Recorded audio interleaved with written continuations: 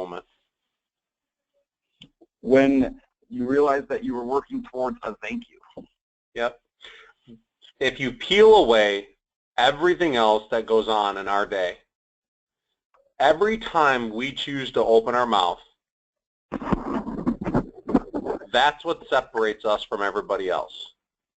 The recognition that the moment that you speak, you're striving to achieve a thank you or some kind of an acknowledgement of appreciation for what you've either just said or what you've done. Think about how powerful that is as it relates to everything that we do in our life, both personally and professionally. If every time we spoke or if every time we tried to help somebody or did something, we were aware that our ultimate goal was to get them to say thank you, we would tend to be much better people, wouldn't we? It wouldn't be self-serving. It wouldn't be self-driven. We wouldn't be doing it because we get something out of it. We would be doing it to just simply get the acknowledgement from another human being that they appreciate having us in their life at that moment. When I got that, when I recognized that my talent didn't lie in how good of a job I did taking a 1003, when I realized that my job was in how good I could sell myself to a realtor, it was how good I was at helping people and getting them to say thank you. I had an LO today tell me that he literally is the hardest working LO and that he believes that he will outwork anybody, that he works 24/7.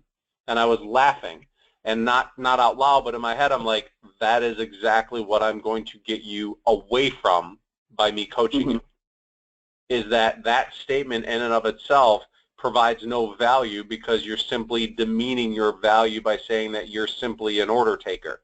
At any given point in time, they can use you, abuse you, and then throw you away because you are of no value. You perceive yourself to be, but you don't offer up anything besides giving yourself away. Now, there are people who graciously say thank you to that, and there are people who say it just to say it to appease you because they're using you. That's why the request that we talk about when you give yourself is so vital, so that you can get away from having to feel like your only value is to be available. Exactly. But in my business, I honestly believed that my unique selling proposition, if you sifted through all the language that I've taught you guys, is really just the ability to seek and to orchestrate and to create moments where my clients show appreciation. Because it's at that moment when, much like a dog, they lay down, they roll over on their back, and all they want you to do is rub their belly. And that becomes the moment which you know that you have created the master-servant relationship. And I don't say that in a demeaning way. It's more or less the perception of you are no longer the dog in the situation. You are the master in the situation. You've provided them with such value that they've recognized it and appreciated it, and now the tables have turned to where you're in a position of authority. You are the physician, you are the attorney, you are the expert, you are the provider, you are the consultant. When in most people in our business simply say that I will outwork anybody because I have nothing else to offer. No, exactly.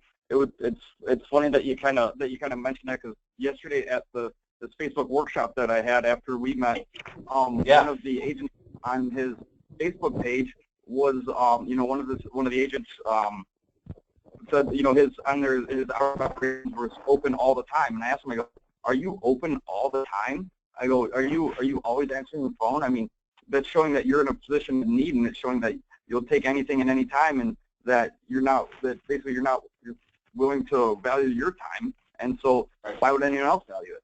And he kind of looked at me like, what? And but another. So what happened? What happened after that conversation took place? We changed his work hours. Wow, huge. I got another takeaway from our meeting yesterday. So I'm painting behind my fridge yesterday, and I was thinking about thinking about our meeting that, and I go, and it just dawned on me. I go, holy crap! I go, the first call we ever had, because you not only did you ask those same questions that we talked about that you always ask realtors at the beginning of a presentation, but you not only did that, but you asked Scotty for me to give him a call and thank him. And you know what? And then it just dawned on me, like, holy crap! All the stuff that you've been asking me to do, you literally did to me within the first or second call. And because I think that calling Scott was, if it wasn't in the first call, it was in the second or third. And I just, and like, holy. And you did it enthusiastically, right? Oh yeah. And you called Scotty and sang my praises, right? Oh yeah. And yeah, you didn't bat an eye. You didn't feel like I was selling you on to do something. You didn't feel like I manipulated you to do it. I provided you something that you found extremely valuable, and you went and you sung my praises to somebody else because I asked you to do the favor for me. Yeah. You now understand the subtle power of being a giver with a request and soliciting the request yourself. I don't hope that people go tell people about me.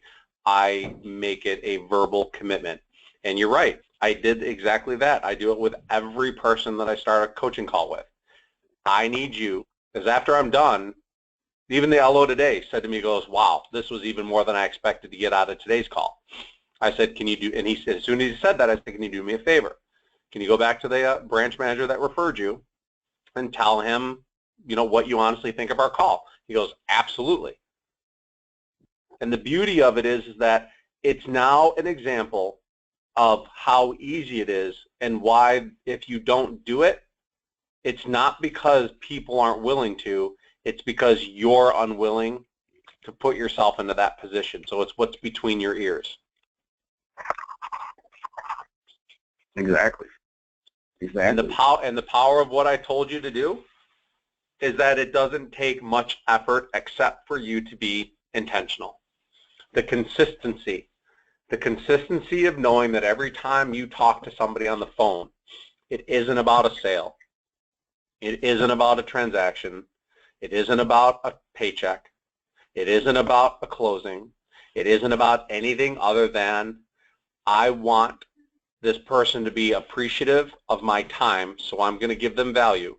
And because I'm not going to assume they're going to know what to do, I'm going to tell them that if I give them value, that they're going to have to go back to that referral source and say, thank you. I did that to you. I've done it to Adam. I've done it to Erica. I've done it to every LO that I've ever coached, most of them. The beauty of it is that it's so easy when you find value in something to repay the favor. That in lies the law of reciprocity. You've experienced it on my side. You've experienced it on your side.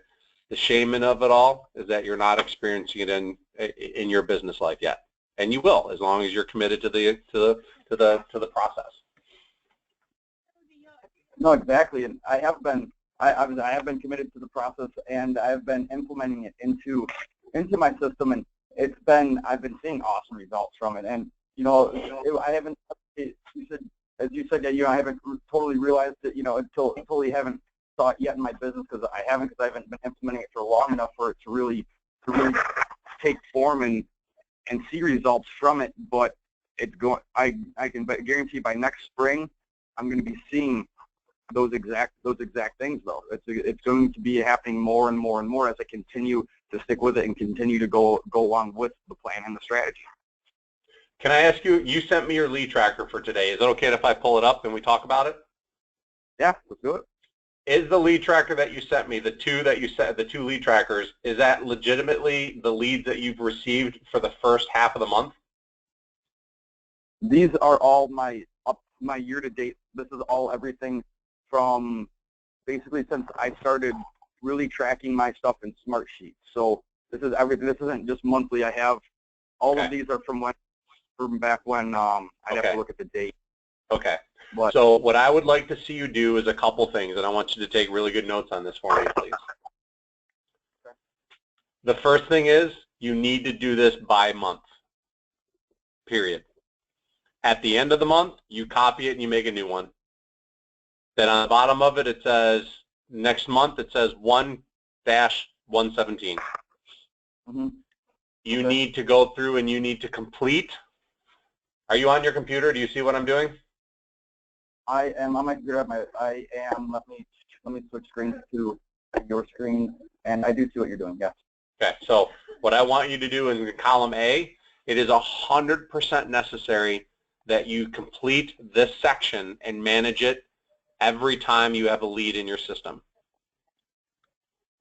So what do I do with it when it's someone that was that I'm still trying to get pre-approved and I didn't have to take an application? Yep.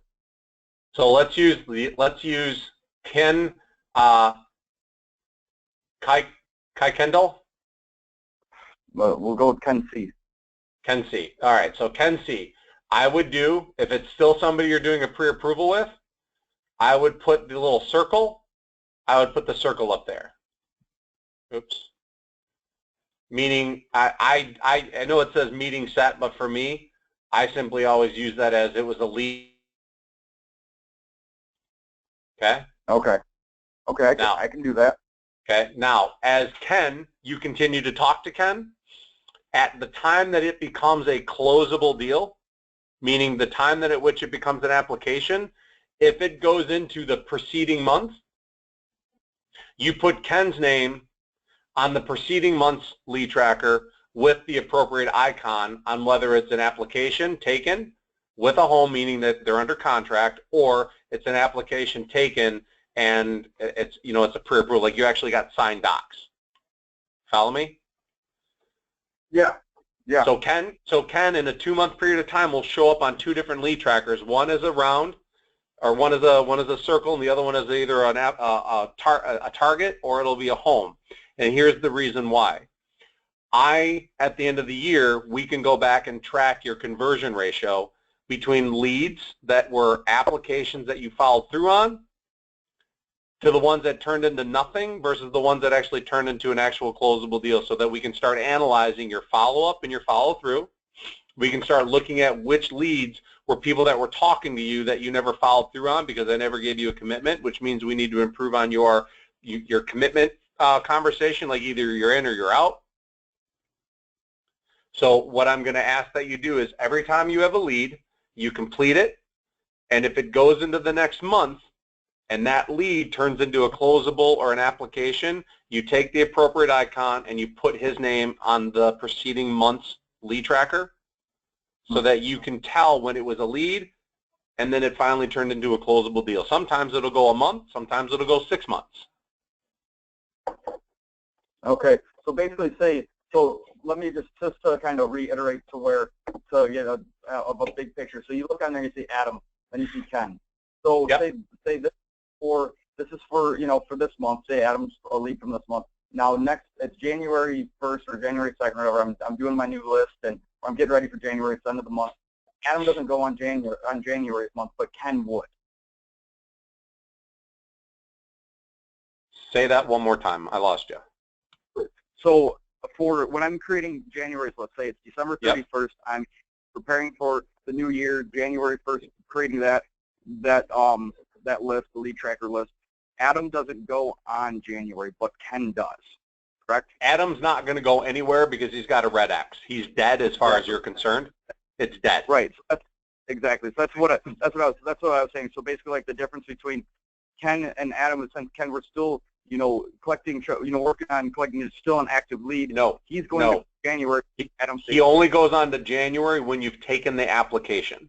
He only goes on to the lead tracker when you've actually created the actual loan, because that's when you've created the conversion ratio of a lead to an actual application. Okay. He doesn't automatically come over. He doesn't automatically follow over. He only follows over when your actions have created a level in which his name becomes an active loan in your pipeline. Right now, Ken is not an active loan in your pipeline. He will remain on December's lead tracker until he becomes an active loan in your pipeline, and you put his name and his appropriate icon in the month in which you've converted him. So with that being said, say it's I'm creating January. Say Ken started beginning of the month in December. Ken's on there now. January comes along. I'm still calling him, getting voicemail, not reaching him. And that now February comes along. Now February 1st, I still haven't reached them. How long do you keep? 3 strikes. I do a 3 strikes and you're out rule. I call my clients leads 3 times at 3 different times. I call them 3 times at 3 different intervals. I call them in the morning, I call them in the evening, I call them in the afternoon, and I send an email because the definition of a lead is I have a phone number and an email address, and I've told them what I do for a living. If I can communicate with them in three fashions, it's 3 strikes and you're out. I will call you 3 times at 3 different points of the day, so that as to try different times in case your schedule is goofy, and it will send money.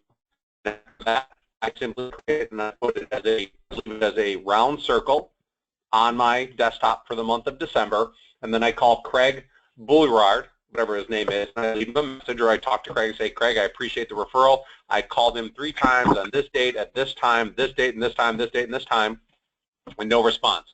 I'd love to help him out, but at this point, he's off my list.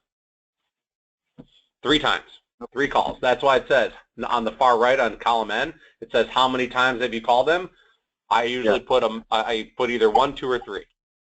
And if it's 3 times, and it's not a red X, I go back and I go, Ken. If it's at the middle of January and I've never heard from Ken, I go back to my December lead tracker and I put an X there. I'm like, I'm done. It's not even good. Because what's going to happen is in 90 days from now, when we're looking at ways to increase our business, we're going to go back to those 90-day calls and look back at all the leads that you've generated over 90 days that are still in a circle status, and our job is to follow through on all of them.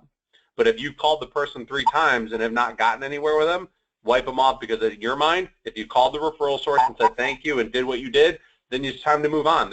I call them ghosts. There's no point in you chasing ghosts. Okay. So then another quick question about the number of calls.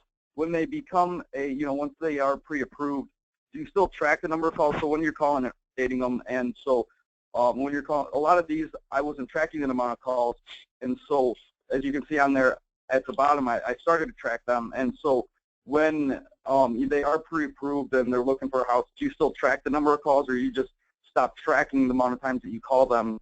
Do you just use the number of calls to track for basically when you stop calling them, or do you keep track? Do you keep tracking even after pre-approved? It is a lead tracker, not a pipeline manager. Okay, fair enough. Enough said. This document is to create a mechanism in how you track your flow of business into your funnel. How you track your funnel, once it's in the system, that's a branch process that you guys with Jay have to figure out. This is how you know how good of an originator you are.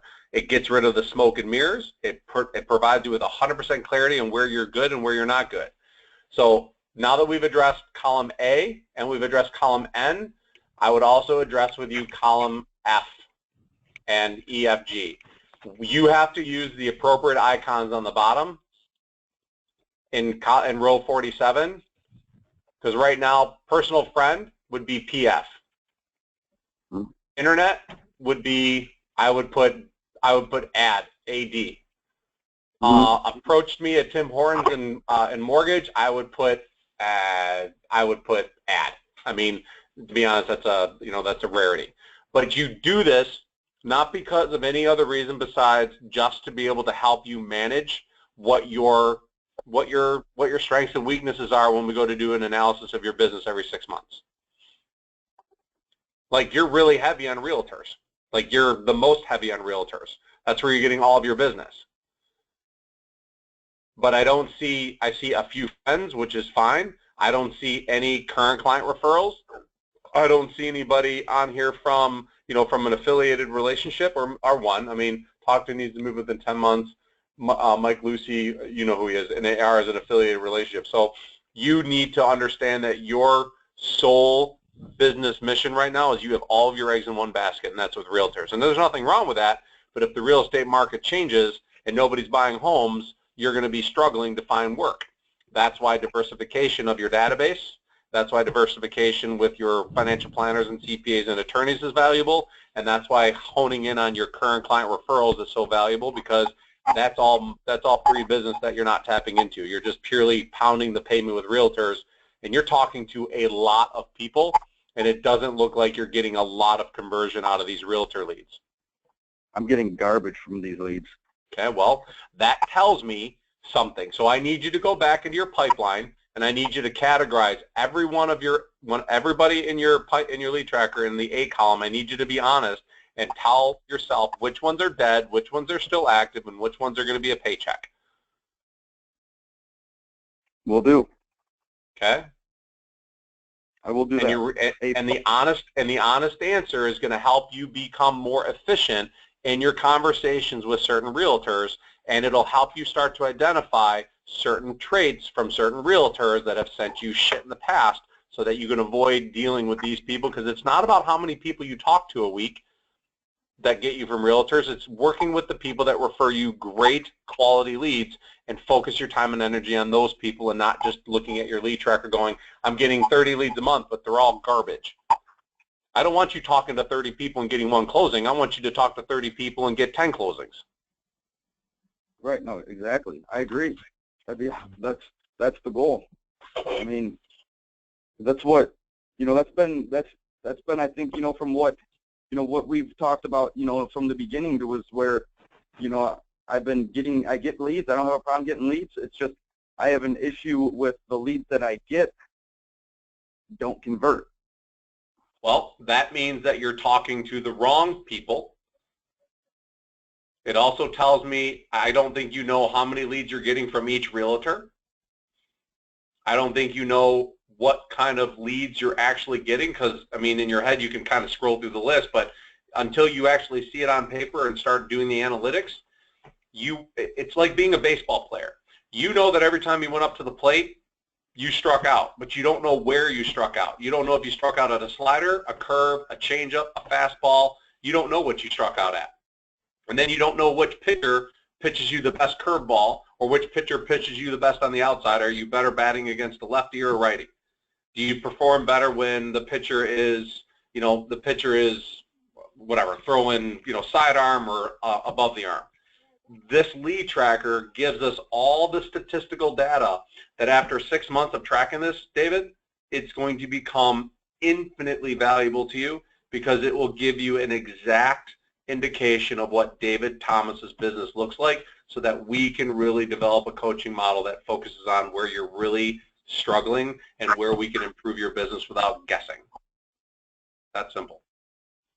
Yeah, I mean, you're absolutely right. I mean, you're basically right now, I'm going up to bat without knowing what, I'm not going up to bat without knowing basically like how you would, I never played baseball, but with that reference, so basically I'm going up to bat saying, I don't know if I'm better at hitting fastballs, curveballs, sliders, breaking balls, whatever it is.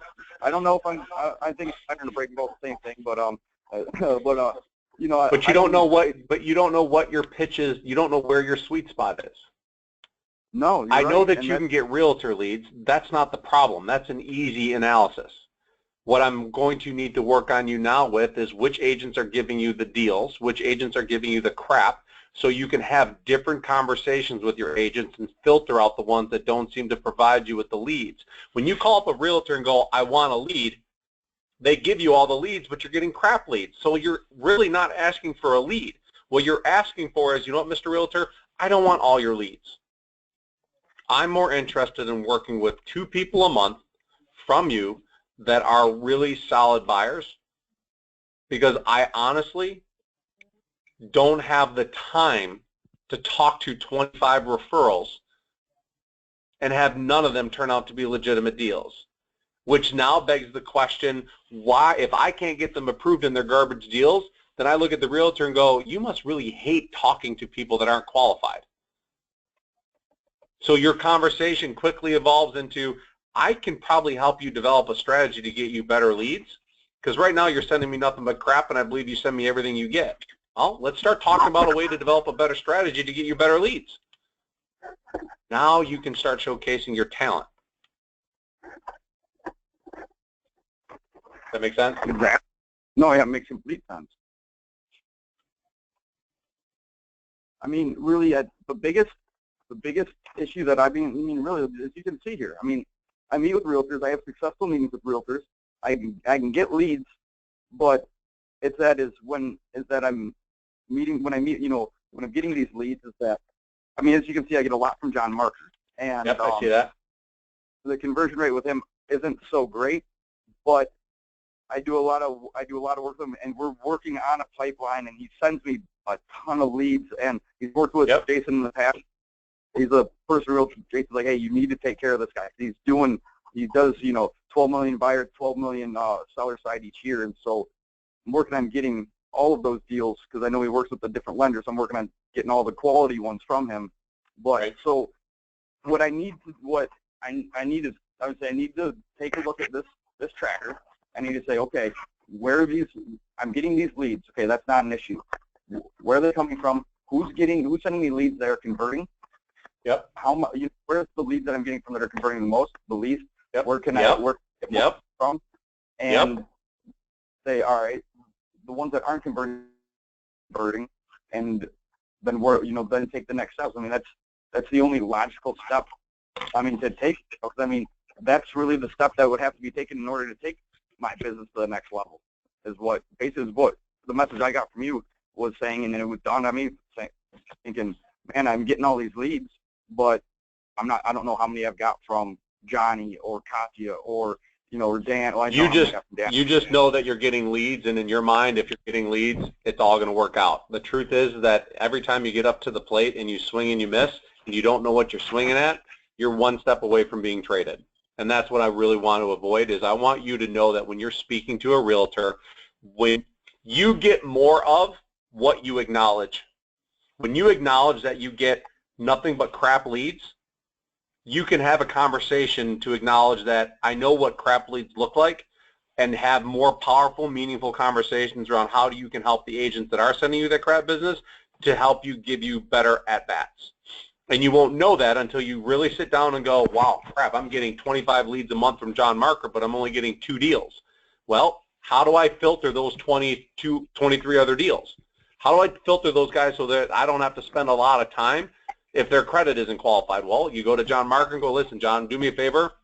Because of the conversion ratio, calling these 25 people and realizing that only 2 of them are qualified, I would like to do this. I'm going to give you a credit app that it's a one-page document that every time a client calls you, either I will email it to them or you can email it to them, but in order for me to do anything with it, they got to fill it out and complete it. And then I will pull their credit before we do anything. I mean, I used to do that with some agents, and it made it really easy that all I did was get these emailed credit application documents. I never talked to the client, pulled a single merge credit report, so it only cost me a couple bucks, and realized that they have a 4.8 credit score. I'm like, Mr. Realtor, I'm not even going to bother. I'm sorry. And then if they need credit repair, I attached my credit repair specialist name and phone number to it and said, have at it. I wasn't going to chase ghosts. I have no interest in that. Especially when you're trying to build a business, you don't have time to sink a ton of energy into deadbeats. That's a great idea. Do you still have that form? Oh God, yes. Can you send it to me? It's got my logo and everything on it, but yeah, I got it. I'll send it to you. You can edit it. It's all you. Yeah, can you send that to me too? Oh, Mr. Adam, you are alive, brother. Hey, how you doing? Yeah, I've just been listening for like the past 20 minutes, but it's been good. I like what I hear. Awesome. Awesome. Hey, Adam, I got a question though too. Yeah. Kind of for David. David, do you do the calls every Monday to all your real estate agents just on Monday morning? I do my calls on Monday morning. Yeah, I typically do them in the morning. If I don't do them in the morning, I'll do them in the afternoon. And if I don't get them completed in the morning, I get them completed by the afternoon. But yeah, usually too. But I'm only calling realtors on Monday that I haven't met with and that I'm trying to get a coffee meeting set up with. On Tuesdays, when I do my follow-up with the agents I've already met with. Okay, and how many agents do you call on Tuesday then, ish? I typically call 30. Okay. Do you find it that they answer a lot or that you get a lot of voicemails? Because I've been doing it every Monday with agents that I've met with in the past at least once or twice, and I have around 30, 35 that I call every Monday morning just to check up on. And I mean, I've been calling some of them for 9 weeks now after we've already met, and I'm getting voicemail every time. I feel like I'm wasting my time, but then the mortgage marketing thing says to do it for 12. So yeah, I mean, basically what I do is I do that kind of the 12-week system, but I mean, really the way that I look at it is once I change the way I did my meetings, I get a whole lot more answers than I do voicemails. Since talking with Doug and going through these coaching and switching the way I do the meetings, I was getting a lot of voicemails before because the quality of my meetings weren't as good. When the quality of my meetings with these realtors when they improved and they got better and better and better from using these different, the referability concepts, then a lot of these realtors, if they don't answer, they're calling me back. And so it's really, I mean, I'm not, obviously, the stats are what it says, like, what is it, like 20%, you'll get live answer, 80% voicemail. I mean, you're going to get a lot more voicemails than you'll get live answers, but I have a lot more answers now or callbacks than I did before. Right. Okay. Love it. What do you think, Doug? I couldn't agree more. I think you stick with the 12-week program. The Mortgage Marketing Animals does it for a reason. I didn't participate in it when I ran my business, so I can't say from personal experience, but I hear a lot of people that have success with it. But I believe that your message has to be very strong. Otherwise, let's be honest with each other. You're waiting for that moment when they are depressed about the transactions where they want to talk to a loan officer that gives them a better option. Otherwise, you have to have an amazing message that gets them to call you back. Right. Really. I mean, otherwise you're waiting in the wings for an accident. You're like an ambulance chaser, for a lack of a better term. That's why even after you meet with them, they're putting you to voicemail because you didn't provide them any idea of why they should talk to you. That's my opinion. David, would you agree or disagree? Yeah, no, I definitely agree. I mean, before it was just kind of using these systems, I have all these marketing things, you can do this, and then when you basically flipped to actually proving your value and doing, the methods that you've taught, and while including the other things, it makes the marketing animal stuff just way more effective. I mean, say that one more time. You combine your strategies with the marketing animals, and it makes the marketing animal strategies way more effective. Wow, that's huge. Thank you for that. It's true though, because I mean, when I'm spinning my wheels all summer long, not getting many deals, and then I'm making meetings, or I'm attempting to, is not getting callbacks, this and that, and then when I switch to when we started training, and at least my meeting conversion and the answer, I might not have, I'm getting leads, and I'm getting more leads now than before, but the the answer ratio is better, and the meetings are better. The reception when I call them on the phone is better. They remember who I am, and overall it's more successful. Adam, what do you hear there, buddy?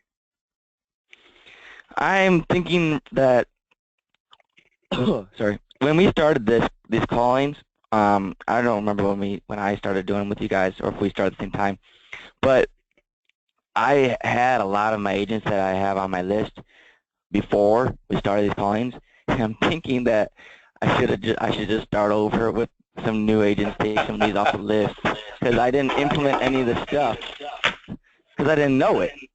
Right. But now I'm like, man, I wish I could go back in time and redo like half of these first meetings with these people.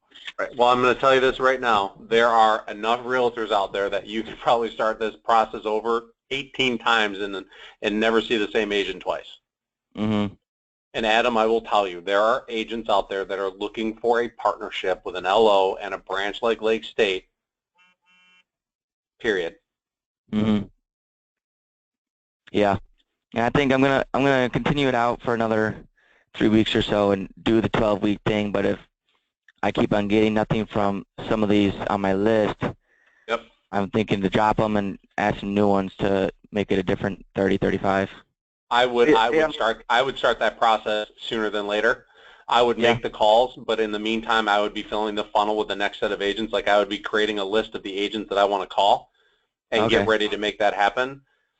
I think your greatest success, Adam, is your youth, believe it or not. I believe that, like we talked about a couple weeks back about your ability to lead a band And even though you haven't done mortgages, you have the experience of what it means to orchestrate a team. I mean, that's no better experience than that. And the fact that you have, you've learned the ability to articulate your value, differentiate yourself. And I think, like David is saying, your greatest asset is if you reset those meetings and start over and really apply and intentionally have the conversations that we've been talking about, it is not going to be very difficult for you to attract the right agent. You may get out of 30, you might only get 2 or 3 agents that want to work with you. Right. Okay. That's the conversion ratio that you're going to find is out there, because I've said it from day one. I don't trust my financial path to realtors. Most of them can't balance their own checkbook, let alone provide me with a financial security to provide it for my family. And if you go and do it with that belief system, you're not the dog. You're not the tail being wagged by the dog anymore. You're going to go to the realtors and go, I'm the one that has the value. You don't provide me anything. I can go down the street to Home Depot and get a box and provide it to my clients to help them sell their home. If you can't tell me what makes you referable. Clients can't get a mortgage without a loan officer. Clients can sell a home without a realtor. And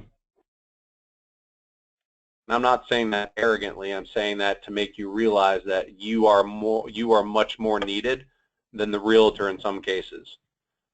But most loan officers don't possess any skills or any value or any ability to communicate that makes them look and appear more valuable. That's why they get treated as such. That's why you get treated as such, because you get lumped into that perception. Yeah. Hey, Adam, I got a question. Yes, sir. Where do you get your list of agents from? I guess I don't really know how you do it, but when I first started, June-ish, beginning of June-ish, maybe, I basically went online and, well, I would ask my friends first, who I graduated from Calvin with for college, and see if they know any agents that they could give me a number for that I could try to meet up with.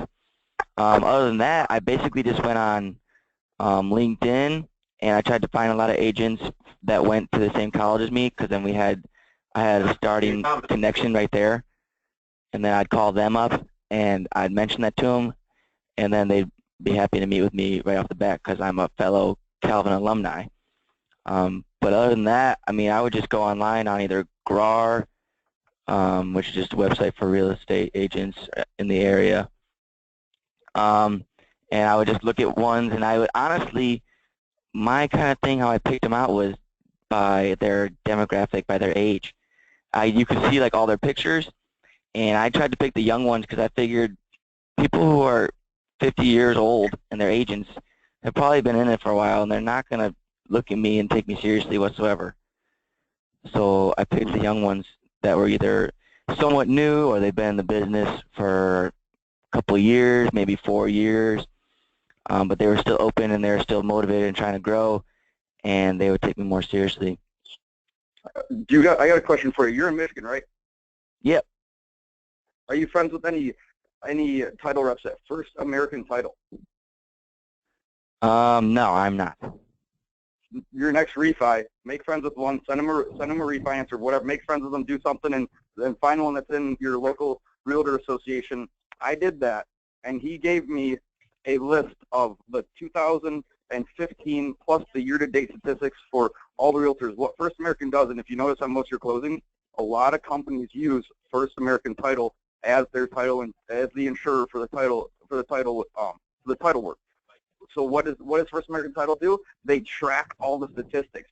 You make friends with the First American Title rep, and he can access that in his system and print it out and give it to you. And so that can help you see who's the producing agents. When I would go in the mindset of the same thing. I'm 25, and when I shave, I look like I'm 12, and Doug can justify that. And so I went in the same mindset of, yeah, an older agent is going to work with me. It's saying, so using how all this stuff, but when working with Doug, we was just like, you know what, screw that. Just because I'm 25, I got a finance degree. I went to Western Michigan. I got a finance degree. I have minor in economics. I can provide value. I can get deals closed. I got reviews. I know my value. So who cares about what I look at is who cares about how old I am or how old I look, and how old that other agent is. They want to work. They're the realtor's clients. The realtor's not going to discriminate based on age. They're going to take anybody.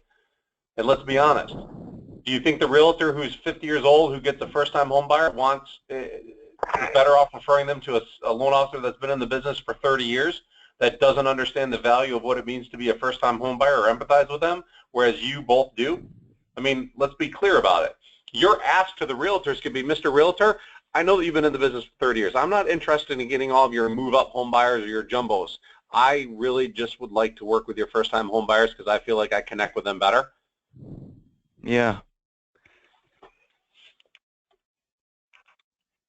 The First American Title stuff, I'm telling you, it was gold. It was handed to me. It was like a 62-page document and it was strange. I'm living south of Detroit, and it basically, the range was from Monroe up until Sterling Heights. So that's basically like, Sterling Heights from me is like an hour and 20-minute drive. And so it was good stuff. I would definitely try to get a list. You can see, I mean, what the marketing analyst training, it says what, work with an agent that does at least eight buyer transactions a year. On there, you'll see who has at least 8 buyer transactions and how many listings, what their volume is. Some of it's a little skewed. See someone on there like you're on here, Jeff Glover, and he's got his stat statistics are huge, but it all includes probably, I'm thinking, some of his team that works for him. Yeah. So what did you do then? You just went through that list and you just called them? I basically started from the back of the list, that with agents that at least had 8 buyer transactions and were in my area, and I'm still working through it. There was over 2,000 agents. Sweet. That's a really good strategy, David. I think, Adam, that'd be a great way for you to start. Title companies are a great resource. Yeah, and I'm sure you can do it with other titles. Does Lake State have a relationship with any title companies? I mean, do you guys have an affiliation relationship with anybody? Not that I know of. We pretty much use whoever. Then go find one. Go pull up a title rep, connect with them, find a young title rep, find somebody who you can connect with, and say, I'm looking at building a relationship with a title rep to help me grow my business, and I'm looking for somebody who I can refer all my title business to. Now, obviously, I don't do a ton, but over time, with my coaching and what I know and my team, there's a great chance that we could bring you into our office who's got 7 other LOs that very well may be able to help you. I mean, you could literally make it a sales pitch to them, and all you're looking for is an opportunity. And even talk to Kevin. Ask Kevin flat out, can you give me a list of realtors in the XY area from a couple title companies, or do you know a title person that I can go talk to? Really kind of connect there. And then what I would do is I would go look for attorneys, divorce attorneys specifically, because every divorce attorney is going to put either a woman or a man in a position where they get to sell or refinance their house, guaranteed. And then I would also go start talking to financial planners. Truly. I did do that, actually.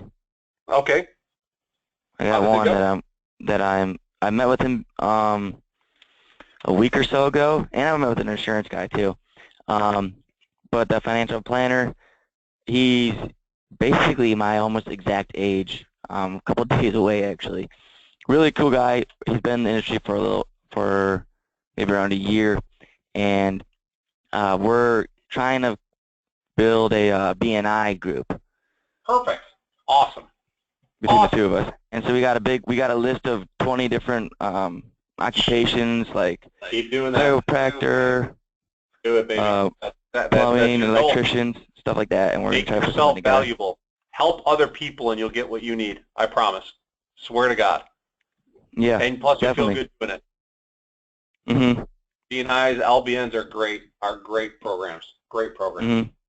Gentlemen, I'm sorry to have to do this, but I've got to get ready for my next call at 4 o'clock. I did record this call. Do you guys want me to save it and send it to you, or are you guys good? I just want you to send me the credit report thing you were talking about, but my quick app. Yeah, I'd like that as well. I mean, I took notes on everything, so I'm good on the replay.